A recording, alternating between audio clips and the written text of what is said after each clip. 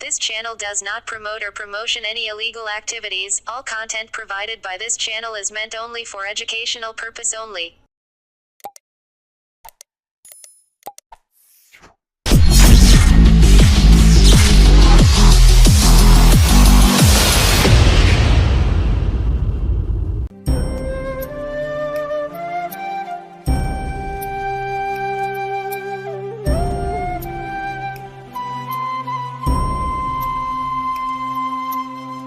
বঙ্কিমচন্দ্র চট্টোপাধ্যায় ছিলেন 19 শতকের বিশিষ্ট বাঙালি ঔপন্যাসিক।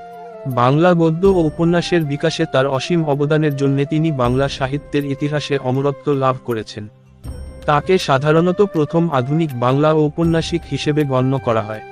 1838 সালের 26শে জুন আজকের দিনে বর্তমান উত্তর 24 পরগনা জেলার নৈহাটি শহরের নিকটস্থ কাঁঠালপাড়া গ্রামে জন্মগ্রহণ করেন।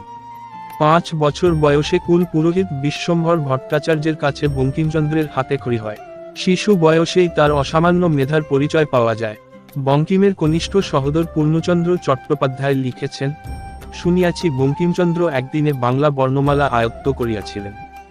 যদিও গ্রামের পাঠশালায় বঙ্কিম কোনোদিনই যাননি। পাঠশালার গুরুমশাই রামপ্রাণ সরকার বাড়িতে তার গৃহশিক্ষক নিযুক্ত হন। এরপর 1844 সালে মেদিনীপুরের ইংরেজি স্কুলের প্রধান শিক্ষক জনৈক এফরিডের পরামর্শে যাদবচন্দ্র শিশু বঙ্কিমকে তার স্কুলে ভর্তি করে দেন।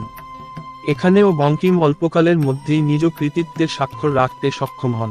পূর্ণচন্দ্রের রচনা থেকে জানা যায়, বার্ষিক পরীক্ষার ফলে সন্তুষ্ট হয়ে টির সাহেব বঙ্কিমকে ডবল প্রমোশন দিতে উদ্যত হলে যাদবচন্দ্রের হস্তক্ষেপে তিনি নিরস্ত হন। 1847 সালে টির ঢাকায় বদলি হয়ে গেলে সিনক্লেয়ার তার স্থলাভিষিক্ত হন। তার কাছেও বঙ্কিম প্রায় 1.5 বছর ইংরেজি শিক্ষা গ্রহণ করেন। বাবার মতো তিনিও সরকারি চাকরিতে যোগদান করেন, ডেপুটি ম্যাজিস্ট্রেট ও ডেপুটি কালেক্টর পদে। সারা জীবন তিনি অত্যন্ত নিষ্ঠার সঙ্গে কাজ করে যান। স্বীকৃতি স্বরূপ ব্রিটিশ সরকার তাকে 2টি খেতাবে ভূষিত করে। 1891 সালে রায় বাহাদুর খেতাব এবং 1894 সালে companion of the most eminent order of the Indian empire খেতাব। তবে সরকারি কর্মকর্তা নয়, বরং লেখক এবং বাংলা তথা ভারতের নবজাগরণের অন্যতম মুখ হিসেবেই তিনি অধিক প্রখ্যাত। তবে গীতার ব্যাখ্যাদাতা হিসেবে, সাহিত্য সমালোচক হিসেবেও তিনি বিশেষ খ্যাতিমান। তিনি জীবিকাসূত্রে ব্রিটিশ রাজের কর্মকর্তা ছিলেন। তিনি বাংলা ভাষার আদি সাহিত্যপত্র বঙ্গদর্শনের প্রতিষ্ঠাতা সম্পাদক ছিলেন। তিনি ছদ্মনাম হিসেবে কমলাকান্ত নামটি বেছে নিয়েছিলেন। তাকে বাংলা উপন্যাসের জনক বলা হয়। এছাড়াও তিনি বাংলা সাহিত্যের সাহিত্য সম্রাট হিসেবে পরিচিত। তার উল্লেখযোগ্য রচনাবলীগুলো হল উপন্যাস আনন্দমঠ, দুর্গেশনন্দিনী, রাজসিংহ, কপালকুণ্ডলা, মৃণালিনী, বিষবৃক্ষ, ইন্দিরা, যুগলাঙ্গুরীয়, চন্দ্রশেখর, রাধারানী, রজনী, কৃষ্ণকান্তের উইল, দেবী চৌধুরানী ইত্যাদি। প্রবন্ধ গ্রন্থ কমলাকান্তের দপ্তর, লোকরহস্য, কৃষ্ণ চরিত্র, বিজ্ঞান রহস্য, বিবিধ সমালোচনা, প্রবন্ধ পুস্তক, সাম্য, কৃষ্ণ চরিত্র ইত্যাদি।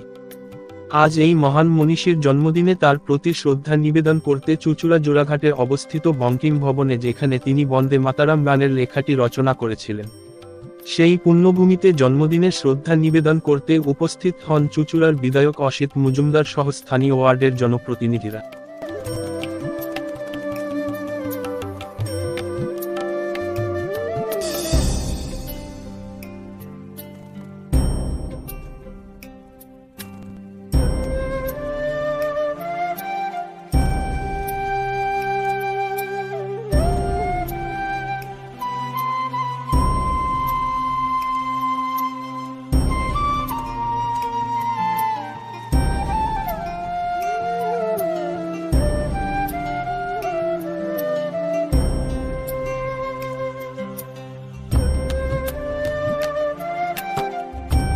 ভবন,